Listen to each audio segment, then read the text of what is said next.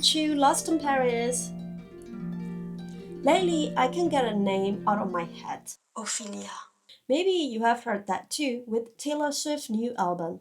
It is a beautiful, a tragic name, but what is fascinating is how this one character has been hunting artists for centuries. What made this character so captivating is that she is a timeless muse. For centuries, she has lived in the heart and the mind of artists, and she breathes just as vividly today. Today, let's sit down with me, Chuu, the artist from Myanmar now living in Paris, and explore the story of three famous Ophelia from the history. We will dig deep from the beginning to answer the questions. Who is Ophelia really? Shakespeare's Ophelia. Our first Ophelia is from Shakespeare Hamlet. If you're not familiar with the Shakespeare, I'm sure you will hear about Romeo and Juliet, which is one of the plays that he wrote. This play is the longest play of Shakespeare. To understand her, you have to understand she is trapped in a court full of spies and political intrigue. She is the daughter of Ophelias, the king's chef advisor, and the sister of Millais. She's in love with Prince Hamlet, and he seemed to be in love with her. But then Hamlet's father is murdered, and his mother married the murderer, the Hamlet's uncle. Hamlet, consumed by grief and a thirst for revenge, starts to act erratically.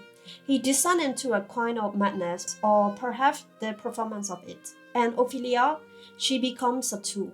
Her father, the king, used her to try and figure out what is wrong with Hamlet. They tell her, go talk to him, we will hide and listen. They use her affection as a spy tactic. So Hamlet met her knowing they are being watched, and he turned on her. He is brutal. He tells her, get there to a nunnery, implying she is corrupt and that he wants nothing to do with women or marriage.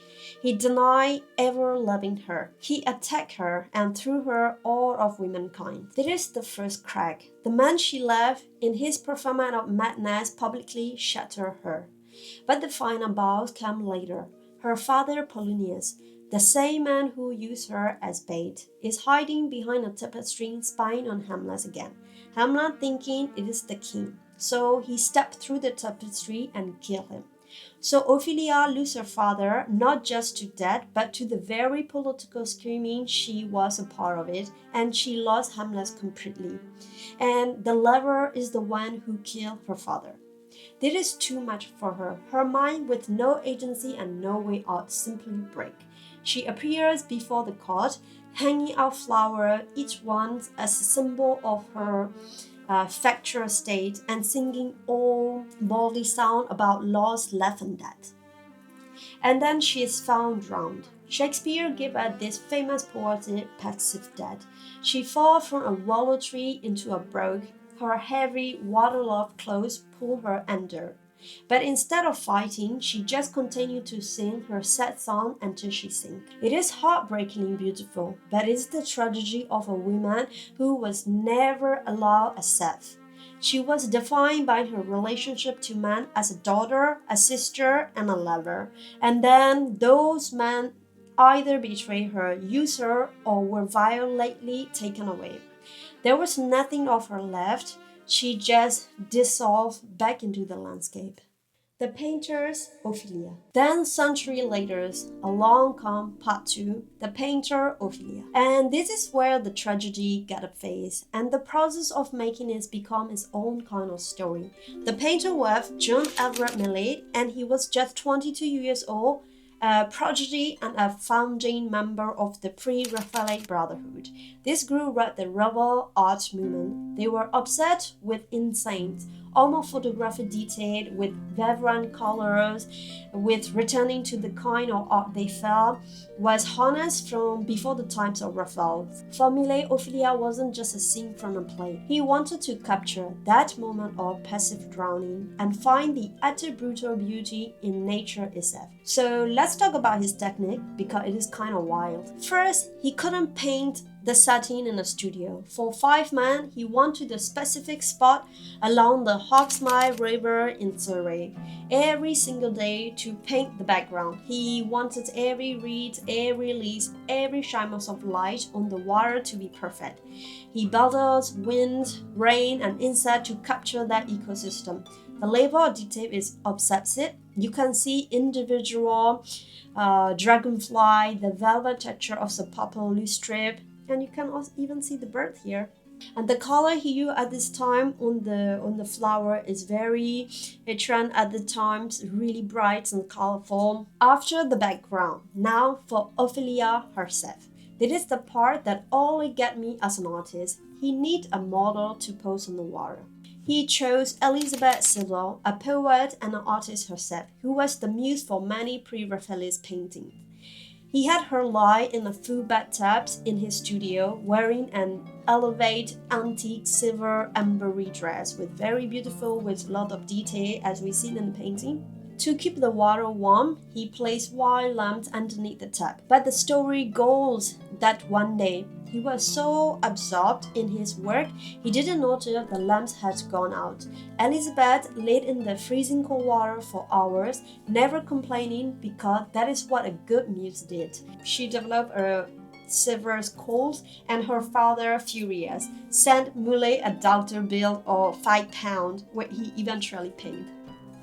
Just think about that. To create this image of serene, floating beauty, there was a real woman shivering in a cold bath, risking her health for the sake of the art. The painting is a masterpiece of illusions. It shows a girl peacefully scraping into nature, but the prose revealed the harsh, even cruel demand we sometimes make of the sake of that illusion. It is the perfect and comfortable metaphors. Millais in his quote to honor a tragic female character with unpredicted realism. In adversely created a real physical trial of the women right in front of him. The art is breathtaking, but the process tells us a different, more complicated truth about art and sacrifice. The pop stars Ophelia.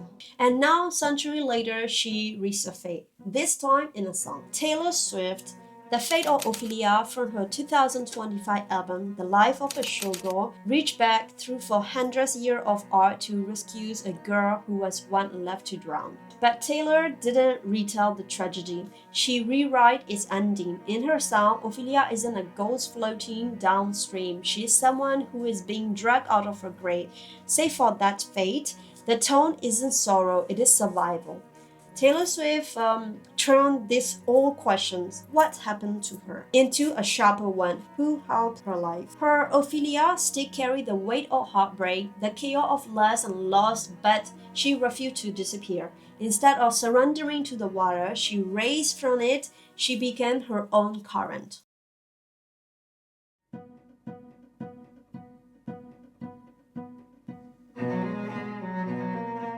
From Shakespeare's fragile victim to Millais' exquisite illusion, to Taylor's resurrected survivor, Ophelia became not just a symbol of tragedy, but of transformation. Maybe that is the real story, not how she drowned, how she kept coming back. Because art never really died, it just changed its form. From ink to paint, from melody to memory, and each time it's returned. It brings a new question, a new heartbreak, a new truth. We are all part of that conversation, from Shakespeare court to Millais' riverbank to a Paris studio in exile. Each of us looking at an old story and whispering, I see you, but this time I will give you a different ending. That is how we keep story alive, and honestly, that is how we keep ourselves alive too.